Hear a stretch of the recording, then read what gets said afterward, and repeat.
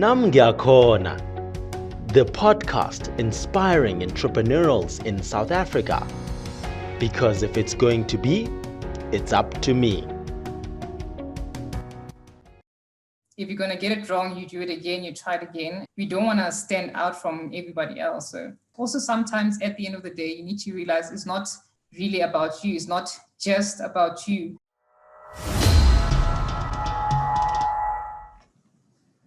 Sesibuyile bangani, sesibuyile kunam Ngiyakhona, the podcast where we bring you young, inspiring trailblazers to inspire us on how we can remember that if our dreams are going to be, it's only up to me. Today, we have a guest that has been on a journey of tremendous accolades, I think, and still, on that continuous journey, but it hasn't been many years. This is a young achiever who we're very excited to share with you and connect with today. And her name is Katleho Paballo Makupu. Thank you for joining us. So great to chat. Thank you. Thank you for having me. I'm looking forward to today's session. Amazing. And yourself as well, an amazing journey that you've been on. You are now a actuarial or a consulting actuary at Ernst & Young Global, as well as a manager there at the Ernst & Young Global Consultancy. For you, what is it then that made you say, I want to do well, I want to be dedicated? Did you think of it as it would bring opportunity in future, or what was the thinking in your young mind at the time? I think for me, in terms of that, I would say that I'm quite competitive. And I think I also don't like necessarily hearing that I can't or having a no as an answer. So in terms of that, it would most probably come to a point where when I did something and most probably I did it wrong or wasn't necessarily good at it, I would want to put in the work and the effort. And I think also there's a bit of a blessing and a curse as well, that in terms of me, I always had this strategic mindset, like you're always talking about entrepreneurship, education, employment for the future. And with the decisions that we make, I feel like we all need to be strategic. Hence the example that I use, that you can take maths lit today, but then in 3 years' time, that is when the impact is going to hit you.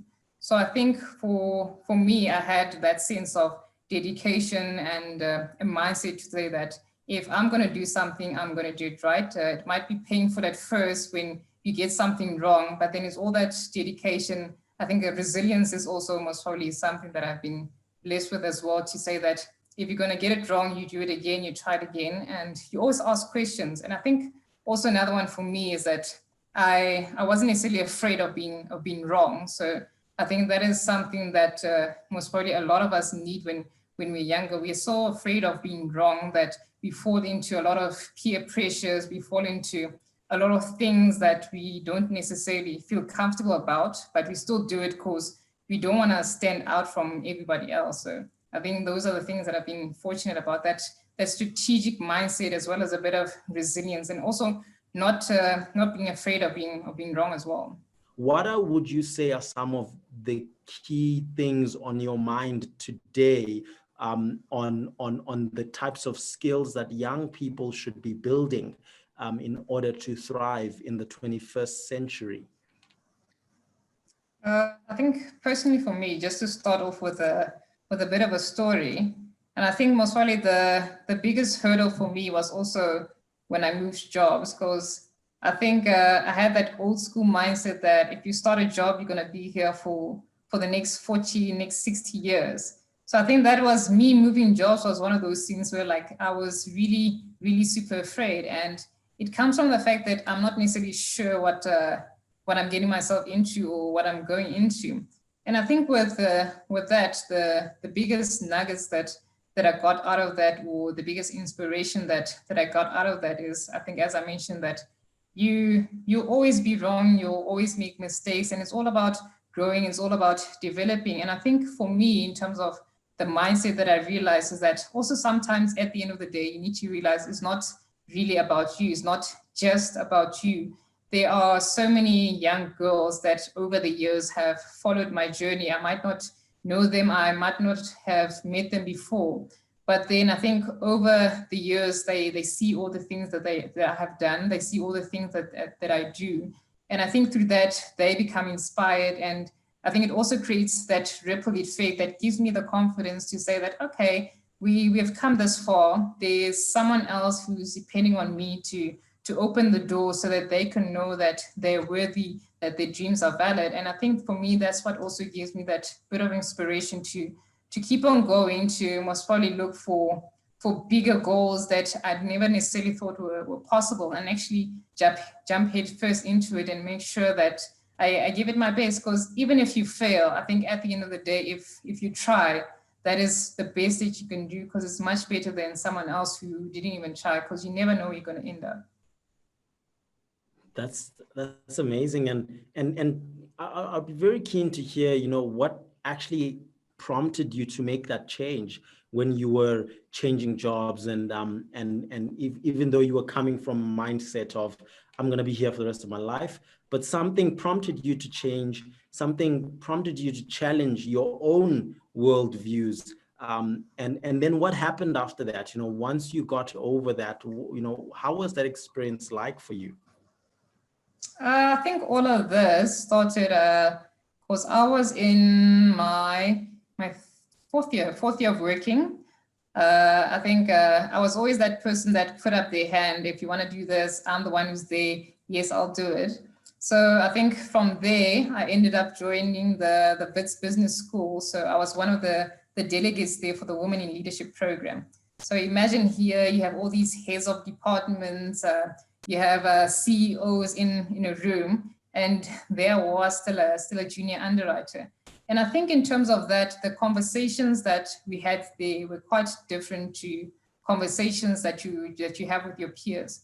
Because I think at the end of the day, it's all about mindset. It's all about being strategic. And as we went through the course, there was a lot of cohorts that we went through. It's all about negotiation, being authentic. We covered a lot of content on where to next. So what is your next? So I think at that point, it got me thinking to think, okay, where to next? Where am I going next? Is this where I'm going to be for the rest of my life? And I think during that journey, we got to a point where at my previous company, they were busy restructuring. And I think for me personally, I already had this manual to say that where to next, where am I going next? And I think for me at that stage, for me, I'm going into a leadership position. I think in terms of my characteristics and what I'm able to achieve and the skill sets that I've learned, I'm going into a bigger or greater role. So imagine now going through a restructure, and I'm thinking, this is great, an opportunity to actually come out of my comfort zone, start applying to other companies, see what is out there, and all these interviews, all these conversations that you have, start preparing. And I think also like with interviews, this is something that they also want to know. They always ask, okay, what is your 5-year goal? And what are you actually doing today to be able to achieve that 5-year goal? So for me, it was a matter of breaking 5 years into yearly goals, into monthly goals. And based on that, being able to put myself in the mindset to say that, what do I need to do today to make sure that if I do get that management role that I'm thinking about, or that leadership role that I'm thinking about, how do I equip myself today to make sure that that I'm able to make it? Hence, started focusing on my exams as well, attending all these leadership courses. I think at that point, I got myself a couple of mentors, life coaches as well, which is quite fundamental. And I think that is what a lot of people are missing, that you're not going to make it by yourself if you don't have people that have walked the path, so that they can actually let you know that this is what I've done, this is my journey. And then you take all these stories and figure out what was going to work for you. So I feel like for me, it wasn't necessarily a conscious choice to say that, okay, thank you so much, handshake, I'm leaving. And I think that is why it was so scared, because in my mind, I was used to being the employee. And that shift I think it's something that that we all need. And whether it's at the workplace or running your own company, you need to be able to have that shift mindset from being just an employee to becoming the manager, to becoming the CEO. And with becoming the manager or the CEO, it's really just a mindset to say, how are we going to be innovative? How are we going to be solving the problems that that the company is faced with, and not just coming to work, doing your 9 to 5 and you're done and you go home and you get paid. So I think that's also quite fantastic thoughts there, and can absolutely see how, you know, the work you're doing now, and how that point in time and that change made you more entrepreneurial. I think you were already entrepreneurial, you know, in many aspects, and it makes sense on, as a young person today, listening to what you're saying, I should be thinking on how I can think like a CEO. I love this. This is going to be our motto today. How do we think like a CEO? Because that's what you're sharing with us on goal setting. You're sharing with us on investing in yourself, going to the classes, you know, and extra leadership courses. Those things aren't easy to work on yourself. You know, our closing question, to reflect on 16-year-old Paballo, when wherever she was in Kronstadt, and she, you know, doesn't know what she wants to do. You know, she's dedicated, and she wants to build a mindset of a CEO. You know, what would you say to Paballo about building a mindset of a CEO? What should be the things that she should be doing in her environment today, namhlanje? Not tomorrow, but today, what can she start with to start building that mindset of a CEO? I think Maswali was the first thing would be like, she needs to understand Paballo Kima, who is Paballo? When you're sitting there by yourself, you need to understand, who am I? What am I good at? What is it that I want to achieve? And then from there, I think you also need to understand your circumstances in terms of, where am I starting? What resources are available to my disposal? What can I do? What can't I do? I think that is also something that you need to understand. And then from there, she needs to decide, but then where do I see myself in the next 3 years or the next 5 years? And as we mentioned, what can I start doing today to be able to get there? So in the next 3 or 5 years, most probably she's thinking, I need to finish high school. I need to get into varsity. What course do I actually want to do?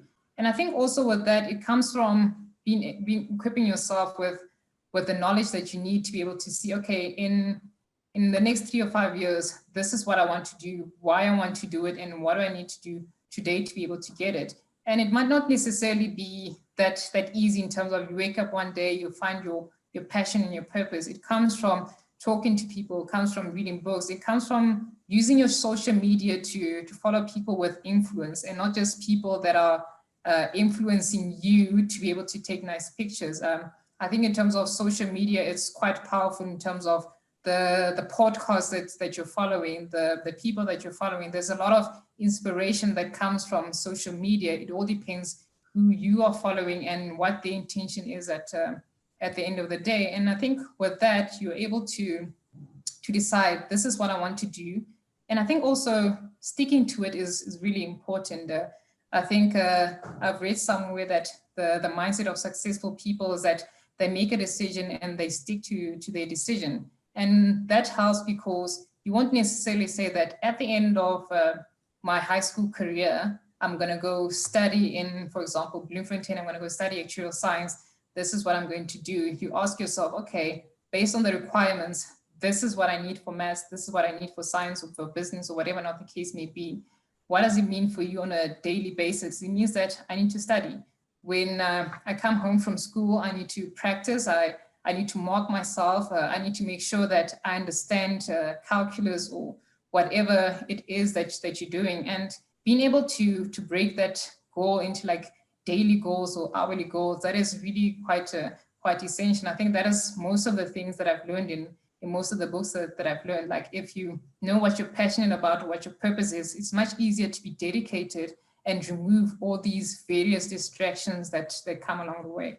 And hence also that comes with knowing what your situation is. If you can't necessarily afford to be on the internet, there's always libraries. I think for me, I spent a lot of my time when I was still at home at the libraries because we didn't have internet at home. And I think in terms of my cell phone, it was just a matter of using it to call my parents if I'm at school late. So those are the things that you need to take into account. You need to know yourself, you need to know your environment, and then based on that, where do you see yourself and what resources can you pull in to be able to make sure that it happens. And I think also you mentioned something that's quite important. We all don't have to be CEOs. It's just a matter of knowing myself, knowing my talents, and then working towards that idea or that image that I'm trying to build for myself. So it's important to remove those distractions and know what it is that you want.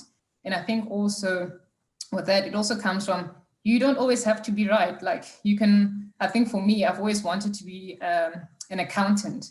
And I think in my matric year, that's when I found out about actuarial science and realized actually like I might have built myself up for this route, but then there's another one that I'm more passionate about. And in terms of that, I think in my matric year, that's when I made the decision that, oh, actually accounting is not necessarily for me, actuarial science is for me. But then the fact that I've already built the foundation to be able to be in a position where I can make choices like that, that is quite fundamental. Fantastic. Kelly, nivile bafethu ukuthi it all starts with you. It all starts with who you are. Paballo Ubuntu ngubani? Who am I? And that person is going to answer you exactly how your dreams will come true. So if you were inspired today, please comment down below. Let us know what were the things that really touched you. What questions do you have? We'll try and make sure that our guest gets to them, or at least that you do get an answer, because we love to hear from you. We want to get in touch with you and hope that these conversations will also be the spark, just like how many of our guests had their sparks when they were younger. Until next time, thank you again from me, your host, to Nam Ngiakhona. If it's going to be, it's up to me, and we will see you next time. Stay inspired and be entrepreneurial. Follow us on social media and find us on WhatsApp. Nam Ngiakhona.